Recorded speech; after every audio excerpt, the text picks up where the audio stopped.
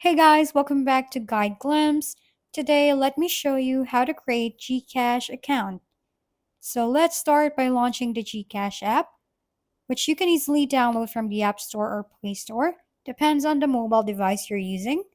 Once open, you will see this kind of interface. Now to get started, first select your country code and then type in your phone number. After you type in your phone number, click on Next, enter the code that you've received. Next, follow the prompts and enter your personal information, such as your name, birth date, and email address. If you're a Filipino, make sure you have your correct Philippine ID handy, as you'll need it for verification. You'll also need to take a selfie to verify your identity.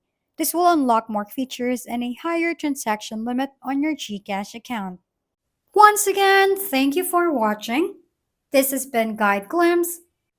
Don't forget to like, share, and subscribe for more how-to videos.